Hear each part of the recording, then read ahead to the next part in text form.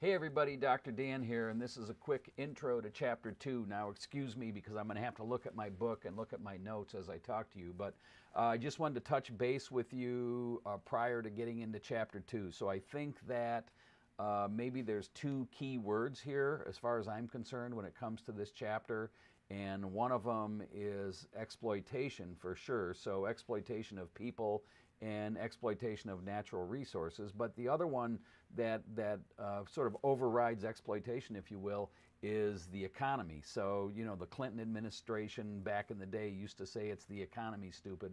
And I think that we can apply it's the economy, stupid to Chapter 2 because the reason there was exploration into the New World were revolved around the notion of gaining riches, getting wealthy. So, you know, looking for silver and gold, looking for a short route to Asia, and also to some extent looking to colonize, looking to gain wealth through land, and also looking to spread ideas about religion. But for the most part, it was all about getting rich. So, you know, whether it was this notion of mercantilism, where countries wanted to get rich because they believed that there was only so much gold and silver in the world, and whatever country could gain the most gold or gain the most riches would be the dominant force. So that was the driver of a lot of this as we're talking about colonial outpost in the New World, and that's what Chapter 2 is all about.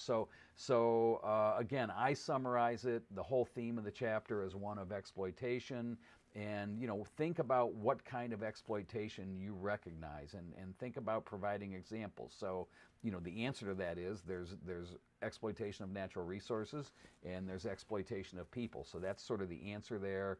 And then the other thing to think about, the question of, you know, what's the main driving force for colonization? And again, it's all about economics as far as I'm concerned.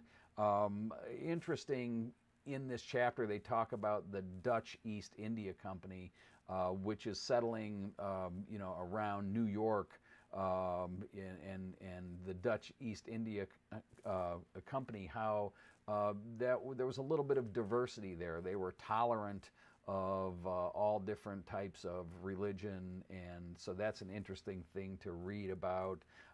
Also, think about unemployment in England and how that played a role in people coming over to the New World. Again, I bring that up because I think we can all relate to unemployment. And I think when we read these histories, you know, we think of Christopher Columbus and we think of these explorers coming over to the New World to, you know, find gold and these great adventurers. And then after we think of colonization, we don't really know what the driving forces were on the other end. But certainly unemployment in England makes it possible to get indentured servants and to send people over to colonize North America. So that's kind of an interesting theme as we read through.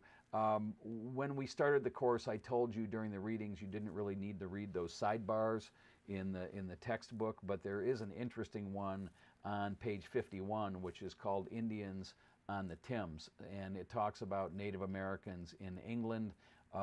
Again, I think you should read that. I think it's pretty interesting. If you want to, if you have time, it's certainly worth it.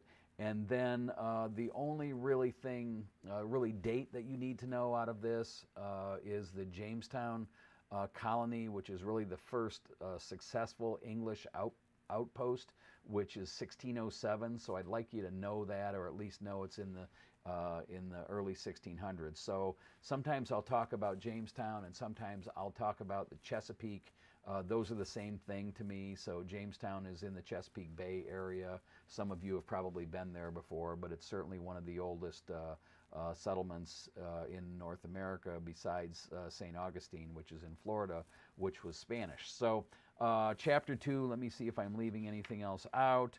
I don't think so, but it's interesting to read about and know that the French were certainly up north trading with the Indians, and then the Dutch, so New Netherlands, which is the New York area now, New York City area, and then the English coming into Jamestown, and of course the Spanish in Florida, and also the Spanish in Mexico, which we sort of skipped over that part.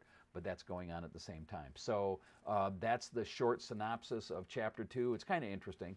And pull those themes out, think about exploitation and how economics kind of drives everything. And there'll be an assignment on this that'll be posted in Blackboard. So if you have any questions, again, you can call me, 419-345-7220. Call or text anytime. I'd be happy to help you out. Have a great week and be safe. Take care. Bye-bye.